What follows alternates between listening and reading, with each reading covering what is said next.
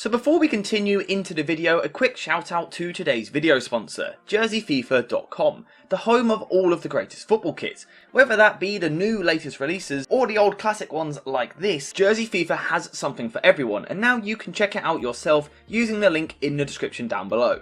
And also make sure to use code JerseyFIFA for 10% off when you order. Hey guys, welcome back to the AJ Analysis channel, where today, as you can see, we are talking about Aaron Wan-Bissaka and Diogo Dalot, the two Manchester United right backs. Now the reason we're talking about these two today is because a few weeks ago I done a live stream where we were talking about how United should kind of build their squad moving forward and what the starting 11 should be and things like that. And there was a real degree of uncertainty between Aaron Wan-Bissaka and Dalot, and it went very, very close in the vote. So I thought today I would try and bring a bit of clarity to the situation. Who is Manchester United's not better right back, but most suited right back to the way which Ten Hag wants to play? We know that Ten Hag kind of has an idea of how he uses his fullbacks, and they're very important players in his system. The problem he has is that the two Manchester United fullbacks are very different profiles to each other, and we're going to see that in some of the stats today. So what we're going to do is we're going to look at loads of different attributes of fullbacks and look at basically which of the two of them performs better in each metric to kind of give us a sort of conclusion of who is the better right back for Ten Hag moving forward. So let's move through it, because like I said, I want to really focus on the type of fullback which Ten Hag wants. Not just the best fullbacks in the world, who is the better player here. What does Ten Hag want? Well, one thing he wants and demands from all of his players is press resistance. An ability to receive the ball in these areas out here, if you're a right back, receive the ball under pressure and deal with it. Who is better at that between Dalot and Wan-Bissaka? Well, we can look at these EpiRef reports here. We can see that one player is ranking in the 71st percentile for controls, whereas the other is in the 60th. And one is ranking in the 93rd percentile for the amount of times they have been dispossessed, compared to the 48th percentile for the other. So there's a clear here that one player is better than the other at receiving the ball in confined spaces, and unsurprisingly, it is Diogo Dalot, which suggests that Diogo Dalot is the better press-resistant player. Now, to be fair, I think Wan-Bissaka has really grown and improved in these areas, but Dalot, I think, without doubt, is a more technical footballer. He's better at receiving the ball in these tight spaces. So in terms of who is better for Ten Hag's team to kind of play the ball out from the back, it would be Dalot. The next question is which is the better fullback in terms of moving forward up the pitch. Now, what does that entail? Well, for an Ten Hag fullback, it entails moving into different positions. It isn't just about overlapping down the right-hand side, it's about inverting into these midfield positions, it's about making underlapping runs in the final third. You do have to do a bit of everything. So we need to figure out who is better at that, who is the more versatile player. Well, we can get a rough idea using the heat maps from last season, where we can see the two here. Now, what we can see is that these heat maps aren't too dissimilar to each other. However, if we're looking at kind of that bottom half of the pitch, we can see that this top heat map is a slightly more inverted player. In terms of in the final third, they're a bit more inverted, they're not overlapping quite as much, but also deeper in their own half, in that kind of right central midfield position. One player is performing a bit more centrally, and that is the top heat map. We can see that player moving a bit more central. Now, who does that heat map belong to? Again, it is Diogo Dalot, which once again points to the fact that Diogo Dalot might be the better option. He does seem the player which is more comfortable inverting into these areas. And to be fair, it makes sense. In the middle of the pitch, it's much more confined, there's much more pressure on the ball. So it makes sense for the better player with his first touch and control and dispossessions to be in the central position. So again, it does seem like Dalot comes out on top on that metric. Now, another area where Dalot comes out on top is with his forward passing. Now, once again, we know that this is something which is very, very important for Ten Hag in how he uses his fullbacks. Especially when they are tucking more centrally, he likes his fullbacks to be able to play the ball forward through the lines. He used Daley Blind and Mazraoui very effectively for Ajax the other season in this way. Can they get the ball forward through the lines? Can they find a player like Bruno Fernandes in a pocket of space? Dalot and Wan-Bissaka. One of them can do it, the other can't do it so much. And like we've seen already, it is Dalot who is better, ranking in the 81st percentile for key passes, the 79th percentile for passes into the final third, and the 71st percentile for progressive passes. Compare that to Wan-Bissaka again, just the 40th percentile for progressive passes, and we can see that he ranks worse in every single metric in this particular department. Now, again, I think this is an area where Wan-Bissaka has improved. I think a year ago he would have performed even worse. So Wan-Bissaka is certainly developing in this area. But at the moment, it still seems pretty clear that Diogo Dalot is the more technical footballer, he's the more versatile footballer, but also he's better with his passing. He is better at getting the ball moving forward. Now again, this is something which Ten Hag puts a lot of emphasis on his fullbacks. Can you get the ball moving forward? But that doesn't just come down to your passing, because there is of course another way in which these fullbacks can progress the ball, and that is by carrying the ball forward, where we can see again, neither player particularly stands out by miles, but there is a clear better progressive carrier, with the bottom here ranking in the 78th percentile for progressive carries, where the top FBref report is just in the 51st percentile. Now on this occasion, Aaron Wan-Bissaka is the one which is performing better. Now interestingly, Dalot actually ranks higher for carries in the 69th percentile, but in terms of carrying the ball forward, progressive carries, Wan-Bissaka is certainly the better player, and genuinely, I think he is one of the most underrated fullbacks in the world in this department. I don't think he's one of the best in the world at it, but Wan-Bissaka is a very, very good ball carrier, particularly in the middle third. If he's looking to receive the ball in this kind of area here, he's very good at taking big touches using his athletic frame. Is it a little bit unorthodox at times?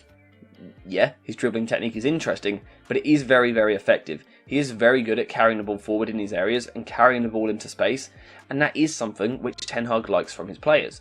So Wan-Bissaka wins in that department for me. So far we've looked at, can they receive the ball in the first phase and how are they going to act in the middle phase. But what is also important from a Ten Hag fullback is what they do in the final third. Once they get into these attacking positions, whether it's out wide and you're looking to cross the ball into the box, whether you're making an underlapping run, who is the better player in this department over the past 365 days? Well, there's a difference between the two of them here, and it is quite a drastic difference. Dalot here ranks in the 81st percentile for key passes, as we've seen already, whereas Wan-Bissaka is just in the 52nd percentile. Now, to kind of make it clear, I don't actually think either of them are good enough from a creative point of view. Dalot is someone who, when he was younger, was always labelled as this really good attacking creative fullback, and I don't think it is the case. Neither of these two are great at getting forward, but Dalot is certainly the better player when it comes to things like crosses. We can see it in these metrics here. His expected assists are higher than Wan-Bissaka's. However, I think both of them, to really cement a place in this team in the long term, do need to improve from an attacking point of view. If not, I could see a situation where next summer Erik Ten Hag looks to bring in a fullback.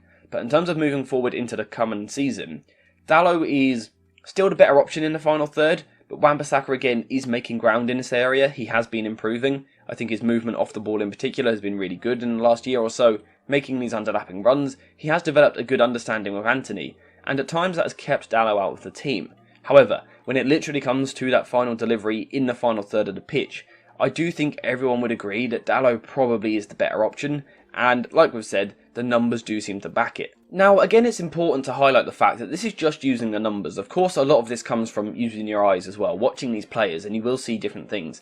This isn't the most in-depth breakdown we will ever do of two players. I just want to kind of briefly look at the two of them as an overview and try and figure out who is the better profile. And so far, Diogo Dalot is clearly winning. From the first phase, he seems better at receiving the ball in tight situations. He seems like a better technical player.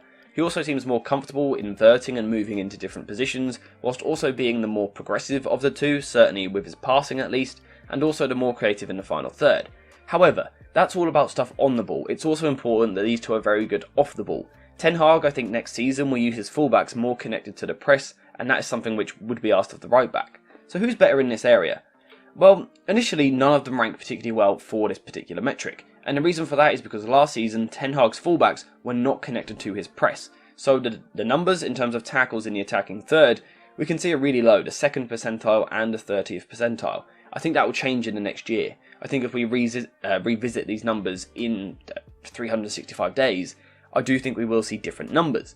However, in terms of the past year or so, for me, the bottom one looks a bit more like a pressing fullback. He ranks out a little bit higher for tackles in the attacking third, 30th percentile compared to the 2nd percentile, but also tackles in the middle third, the 94th percentile, compared to just the 52nd percentile for tackles in the middle third.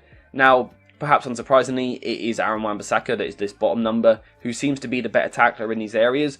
So in terms of kind of counter-pressing, looking to win the ball high, it might suggest that Aaron Wan-Bissaka is the better player for that. Now, moving on to the final thing I want to look at. It's defending a little bit deeper, defending maybe transitions, 1-versus-1 situations, but also 1-versus-1 situations in isolated scenarios in your own right back area. Who is better? Well, you might expect Aaron Wan-Bissaka to really dominate these numbers, but it simply isn't the case. These top figures here are actually Diogo Dalot's, whereas the bottom numbers are Aaron Wan-Bissaka's. However, this is where things like the eye test are important. I think everyone would agree Aaron Wan-Bissaka is the better 1-versus-1 defender. And, you know, whilst they both rank in the 99th percentile for the percentage of dribblers that they're tackling, if you look a bit closer at the numbers, you can still see that Aaron Wan-Bissaka has over 8% more success when he is tackling those that are dribbling at him. So whilst the numbers do appear close, and, you know, this top player here is actually tackling more dribblers, I still think Wan-Bissaka with these bottom numbers is the better player in this area. In terms of challenges lost, he's much better than Diogo Dalot, 0.19 less than Dalot per game. But for me, it's the percentage of dribblers tackled. To tackle 86.7% of the dribblers is a ridiculously good number, so Wan-Bissaka edges this. But what's important is it does show that Erik Ten Hag does have two good players here in defensive situations, and I do think Dalot is a little bit underrated in this department. But in terms of if we're summarising the video, Ten Hag, as we've said already, clearly has two quite different players here. I mean, we haven't even looked at the aerial percentages today, another number which Dalot does excel in. But these are two different players. One is a bit more on the ball based, looking to pass the ball forward, be a bit more technical. The other is more about carrying the ball forward and then winning those duels and being a good defensive player. I do think at this moment in time, Erik Ten Hag will lean towards Diogo Dalot, I think, for his on the ball ability. But I'm really interested to hear what you think in the comments down below. Like I said, when we live streamed a couple of weeks ago, there was a real degree of uncertainty between the two of them. For me, at the moment, Dalot is still the preference for what he offers on the ball. However, if Wan-Bissaka continues to grow and kind of develop and understand Ten Hag's football even more, as he has done in the past 12 months, then he can certainly make a case for himself moving forward. But like I said, let me know what you think in the comments down below. Also, if you could subscribe with notifications on whilst you're here, that would be greatly appreciated. I really can't explain enough how much it helps the channel if you press that subscribe button with notifications, so that would be greatly appreciated. But apart from that, as always, thank you guys for watching. I hope you've enjoyed the video, and as always, I'll see you in the next one.